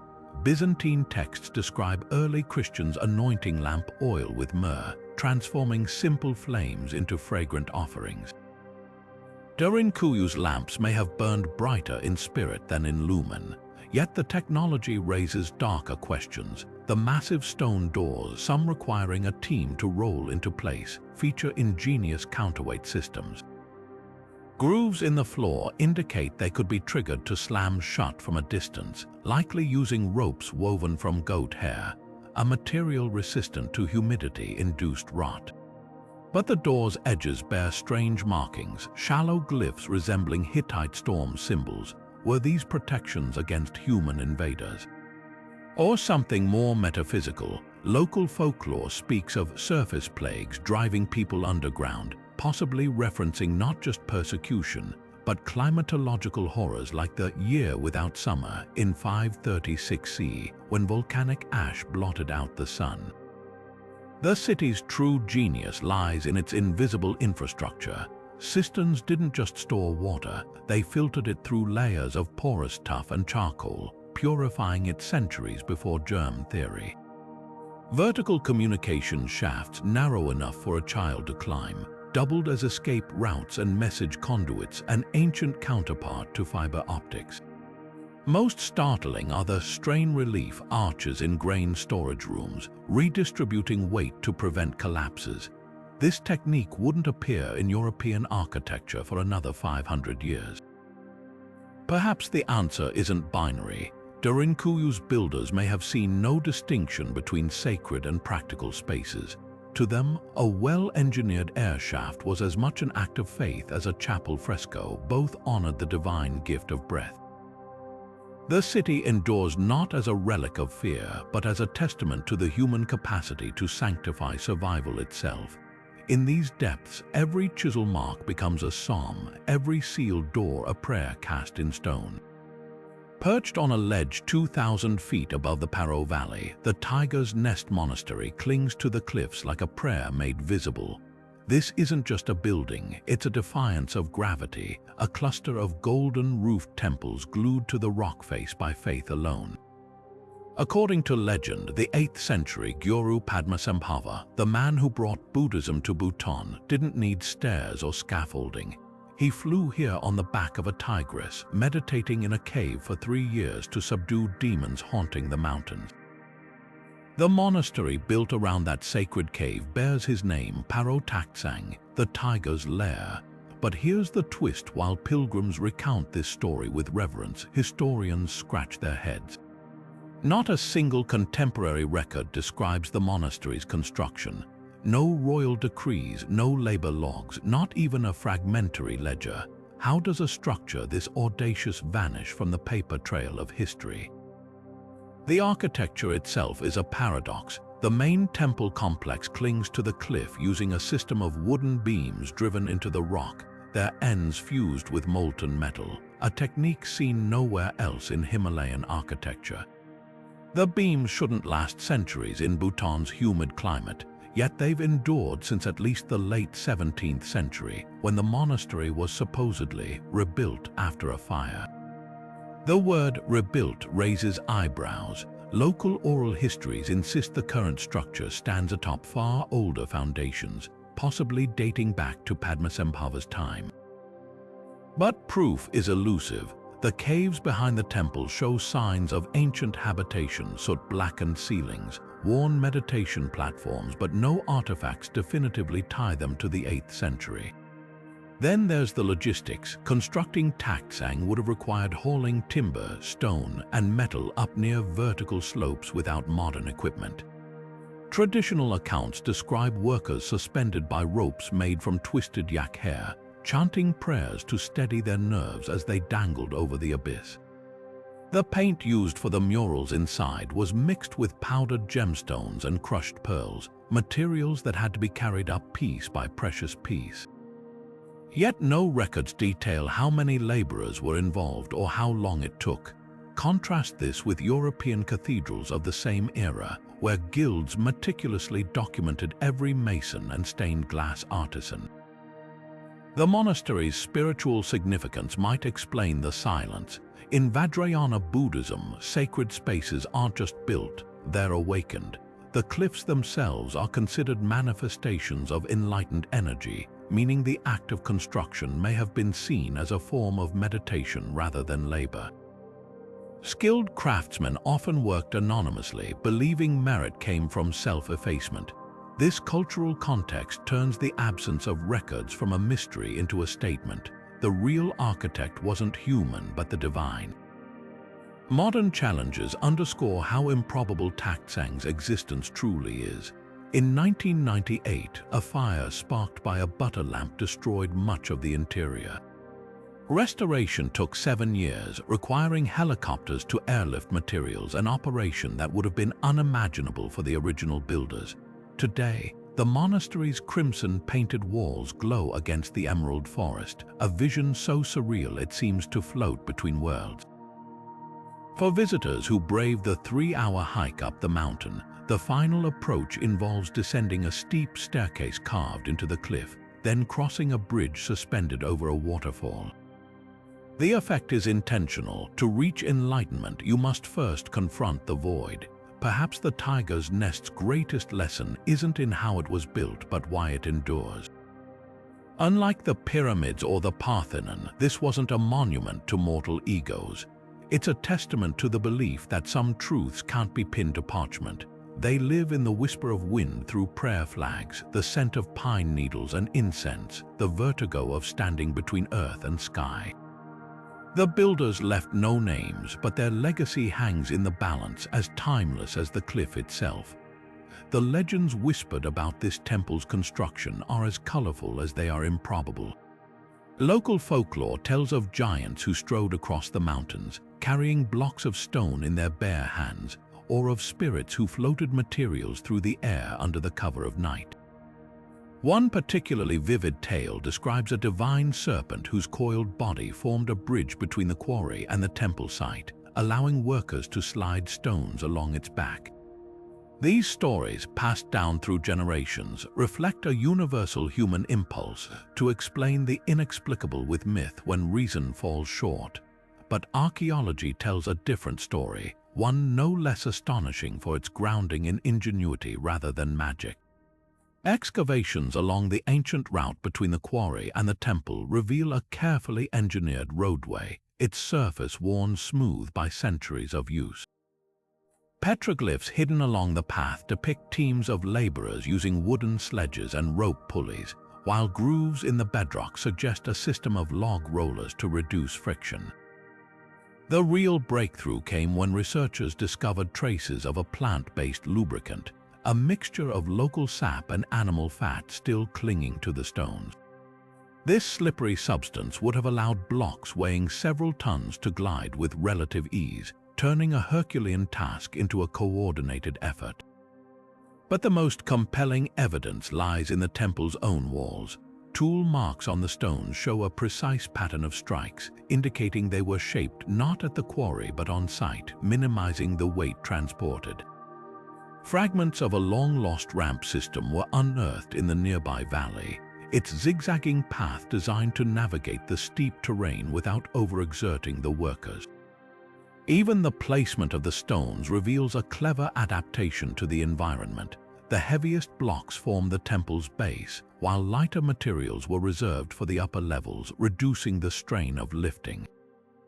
Yet the divide between myth and reality isn't as stark as it seems. The folklore, while fanciful, preserves kernels of truth. The giants of legend may echo the collective effort of hundreds of workers, their strength magnified by time and retelling. The divine serpent's bridge could be a metaphor for the winding road carved into the mountainside. Even the spirits of the night might nod to the moonlit shifts workers likely took to avoid the scorching daytime heat. What emerges isn't a dismissal of the old stories but a dialogue, a reminder that every myth holds a shadow of the real labor, love, and desperation that built these impossible places. Perhaps the greatest testament to this temple's builders isn't just the stones they moved but the stories they inspired. Where archaeology gives us the how, folklore gives us the why, the human need to imbue backbreaking labor with meaning. Together, they weave a truth more enduring than either could alone, scattered across the rolling hills of northern Laos like forgotten goblets of some ancient giant. The plain of jars defies explanation. Thousands of massive stone vessels, some as tall as 9 feet, weighing over 6 tons, lie strewn across dozens of sites, their origins shrouded in mystery. Carved from sandstone and granite using tools we can only guess at, these jars bear no inscriptions, no carvings, only the silent testimony of their hollow forms.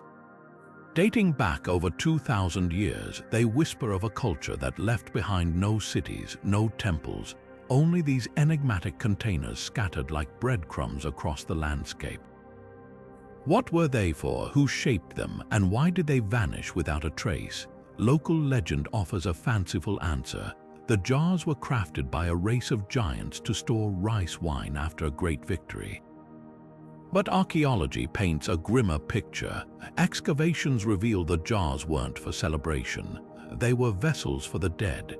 Human remains found inside and around them, along with grave goods like bronze bracelets and glass beads, suggest a funerary practice unlike anything else in Southeast Asia. Some jars held cremated bones, others contained full skeletons curled in fetal positions, as if returning to the womb of the earth, the most chilling discovery. Smaller jars nested near larger ones, holding the remains of infants and children, hinting at a ritual that spanned generations. The logistics of the jar's placement deepen the puzzle. These megaliths weren't quarried locally. Petroglyphs near remote riverbeds suggest they were floated downstream on bamboo rafts, then hauled uphill, a feat requiring coordination that contradicts our image of Iron Age societies as small and scattered.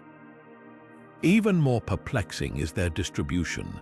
Clusters of jars align along ridgelines and mountain passes, as if marking trade routes or territorial boundaries. Some sit atop burial caves, their mouths aligned with solstice sunrises, turning the landscape itself into a celestial clock. Then there's the mystery of the lids. A handful of jars were found with stone discs covering their openings, each carved with faint geometric patterns resembling constellations. Were these star maps guiding souls to the afterlife? Or seals to keep something in? The answer might lie in the jar's contents. Soil analysis revealed traces of tamarind and fermented herbs, substances used in traditional Southeast Asian embalming. This suggests the plain of jars wasn't just a cemetery, it was a sacred workshop where death was transformed through ritual.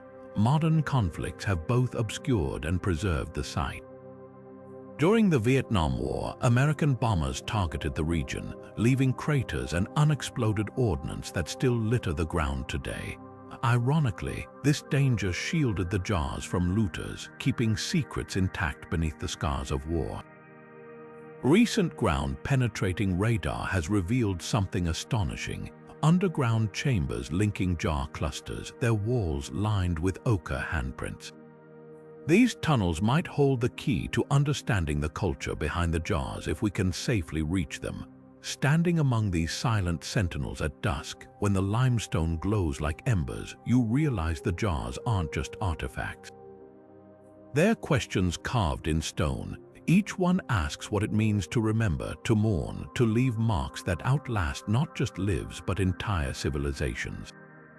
The people who placed them here left no names, no kingdoms, only these hollow vessels, waiting to be filled not with bones but with meaning. The plain of jars holds its secrets not just in ancient stone, but in the scars of modern warfare that crisscross its landscape. During the Vietnam War, American forces carpet-bombed this region in a campaign targeting the Ho Chi Minh Trail, leaving behind a deadly legacy, millions of unexploded cluster bomblets that still lurk beneath the soil today. These dormant killers have turned archaeological fieldwork into a life-or-death gamble, forcing researchers to partner with bomb disposal teams just to access the jar sites. Metal detectors screech with false alarms from shrapnel, while every shovel strike risks detonating decades-old ordnance. Yet paradoxically, this danger has preserved the jars in ways no conservation plan could achieve. Looters and treasure hunters have largely avoided these minefields of history, leaving artifacts untouched for proper excavation. Recent breakthroughs have come at literal gunpoint. In 2019, a joint Laotian-Australian team working under armed guard discovered something extraordinary beneath a cluster of jars at Site 1. A buried workshop containing half-finished vessels and stone tools. The tools' shapes suggest an ingenious technique. Workers likely heated the sandstone with fire before dousing it with water, causing thermal shock to fracture the rock along precise lines.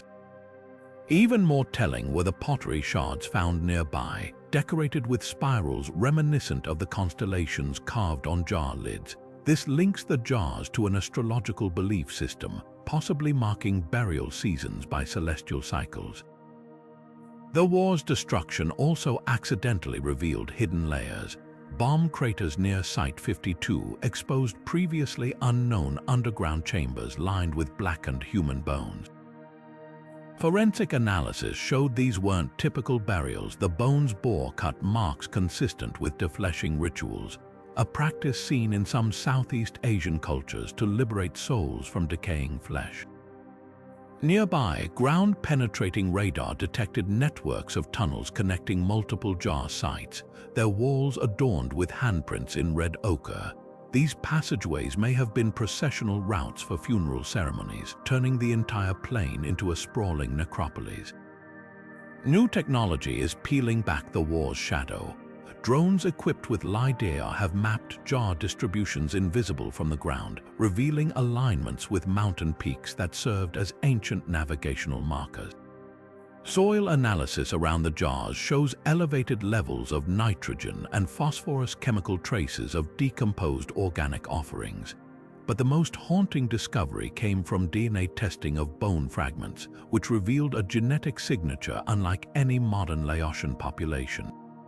The jar builders may have been a lost branch of the Austroasiatic people, their lineage erased by migration or epidemic. Why does this matter? Because every jar is a time capsule from a civilization that left no written history. The bombs that nearly destroyed them also kept them safe, their secrets guarded by the very violence that sought to erase the past. Today, as demoners painstakingly clear paths for archaeologists, each jar emerges as both a relic and a rebuke, a reminder that some mysteries refuse to stay buried even under the weight of war. Rising from India's eastern coast like a chariot frozen in mid-charge, the Sun Temple of Konark is a monument that defies both time and physics. Designed as a colossal cosmic chariot for the sun god Surya, its 12 pairs of exquisitely carved stone wheels aren't just decoration, they function as precise sundials, their spokes casting shadows that act as a giant celestial clock. Each wheel measures nearly 10 feet in diameter, with intricate carvings of lotus petals and erotic scenes hidden between the spokes, turning timekeeping into sacred art. But the temple's true marvel lies beneath its surface. Local legends claim the entire structure was built around a massive lodestone at its peak, causing the deity's idol to levitate midair through magnetic repulsion. While no such magnet survives today, historians note that Portuguese sailors once called Konark the Black Pagoda for its strange ability to disrupt compasses for miles offshore, a phenomenon modern researchers attribute to iron-rich laterite stone and clever architectural alignment.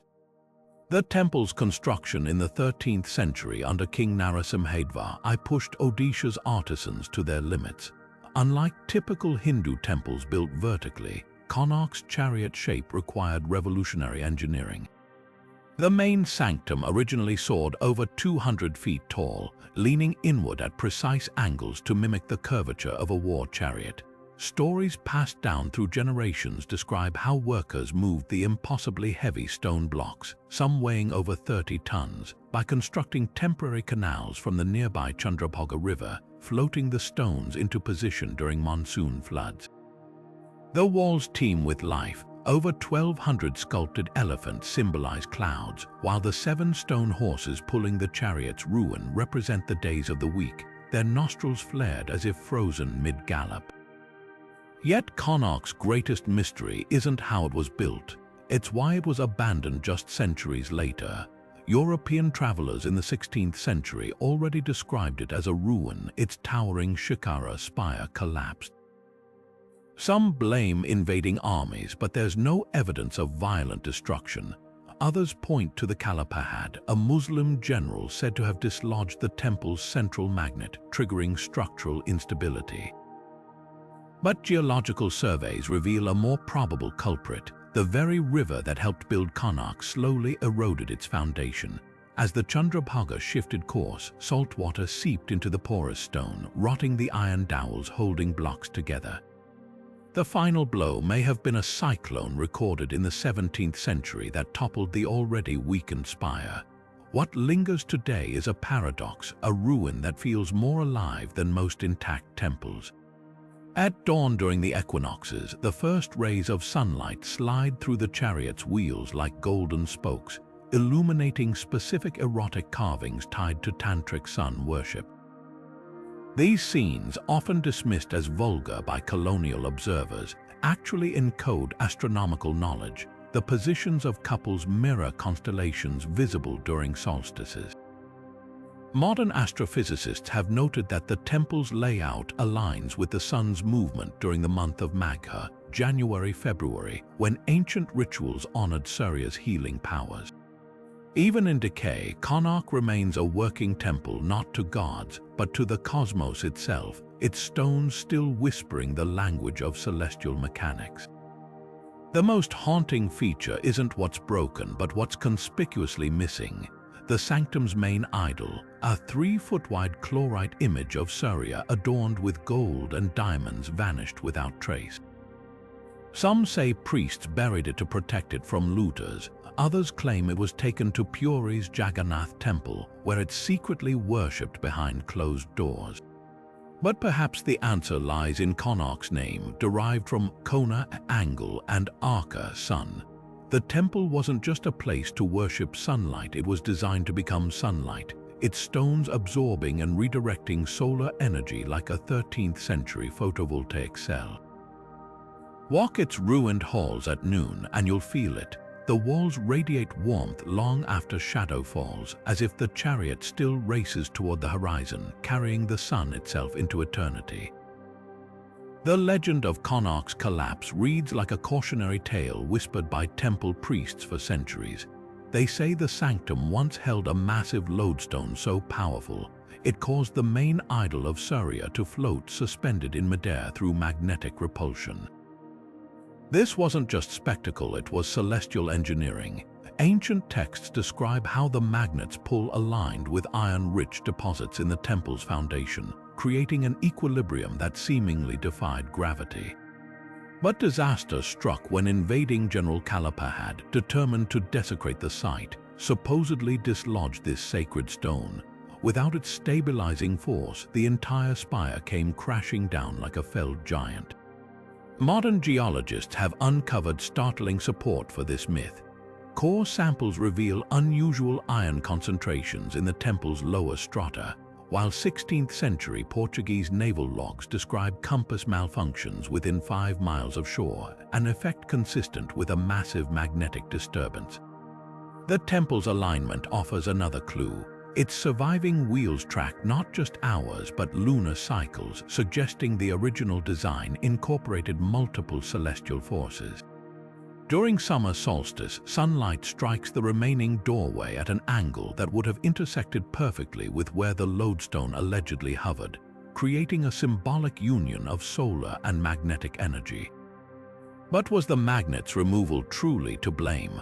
Alternative explanations lurk in the stones themselves. The temple's laterite blocks expand when saturated, and monsoon records show decades of unusually heavy rains before the collapse. Saltwater intrusion from the shifting Chandrabhaga River likely corroded the iron dowels binding the structure, turning architectural joints into powder. Perhaps the lodestone legend preserves ancestral memory of this gradual decay, a cosmic metaphor for nature's slow reclamation. What endures is the temple's uncanny solar dialogue. Even in ruins, the remaining wheels still function as a giant sundial. At dawn on the equinox, shadows form a perfect triangle across carved dancers whose poses mirror constellations.